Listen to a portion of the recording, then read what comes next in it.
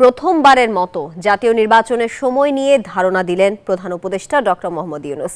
বিজয় দিবসে জাতির উদ্দেশ্যে দেয়া ভাষণে তিনি বলেন ২০২৫ সালের শেষের দিকে কিংবা ২০২৬ সালের প্রথমার্ধে হতে পারে জাতীয় নির্বাচন।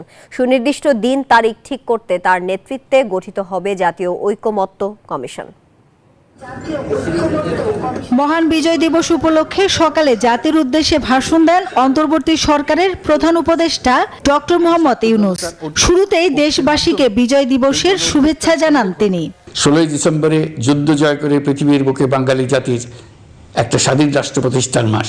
অনেকটা আকস্মিকভাবে কথা বলেন ভোট প্রসঙ্গে। চূড়ান্ত দিনক্ষণ ঠিক হয়নি জানালেও ধারণা দেন কবে নাগাদ হতে পারে বাংলাদেশের আগামী জাতীয় সংসদ নির্বাচন।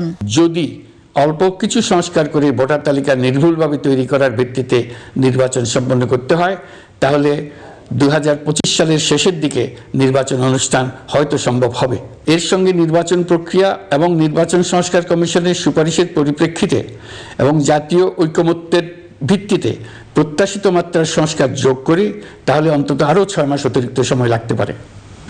মোটা দাগে বলা যায় ২০২৫ সালের শেষ দিক থেকে ২০২৬ সালের প্রথমার্ধের মধ্যে নির্বাচনের সময় নির্ধারণ করা যায়। প্রধান উপদেষ্টা জানান, সংস্কার কমিশনগুলো খুব শিগগিরই জমা দেবে চূড়ান্ত প্রতিবেদন।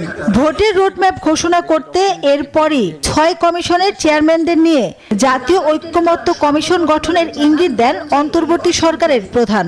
এর কাজ হবে রাজনৈতিক দল সহ সকল পক্ষের সঙ্গে মতামত বিনিময় করে যে সমস্ত বিষয়ে ঐকমত্য স্থাপন হবে সেগুলো চিহ্নিত করা এবং বাস্তবায়নের জন্য সুপারিশ করা। যেহেতু জাতীয় ঐকমত্য প্রতিষ্ঠা করা অন্তর্বর্তীকালীন সরকারের অতি গুরুত্বপূর্ণ দায়িত্ব, তা বিবেচনা করে আমি এই কমিশনের চেয়ারম্যানের দায়িত্ব পালন করব।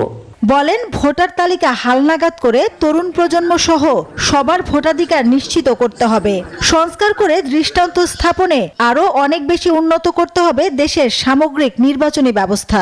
পাচার করা এই সীমাহীন অর্থ এখন আবার দেশে গোলযোগ সৃষ্টি করে তারা এদেশে ফিরে আসার সুযোগ সৃষ্টির কাজে ব্যয় করছে। আপনারা দেখতেই পাচ্ছেন এই টাকা কিভাবে দেশের সংহতির বিরুদ্ধে সকল প্রকার অপপ্রচারের কাজে লাগানো হচ্ছে।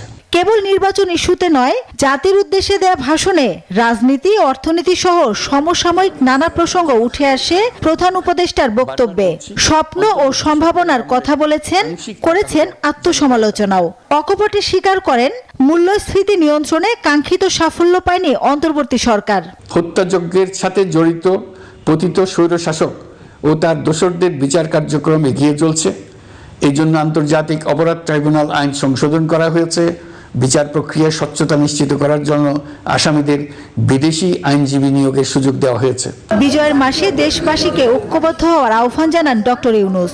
বলেন, সাম্প্রদায়িক রাজনীতি রুখে দিতে হবে, নিশ্চিত করতে হবে ভয়ভীতিহীন রাষ্ট্র। এই বিজয়ের মাসে আমি বাংলাদেশের দল, মত, জাতি, ধর্ম, বর্ণ, বয়স নির্বিশেষে সবাইকে ঐক্যবদ্ধ থাকার আহ্বান জানাচ্ছি। মাসুদা লাবনী, নিউজ 24, ঢাকা। জাতীয় ঐক্যের মাধ্যমে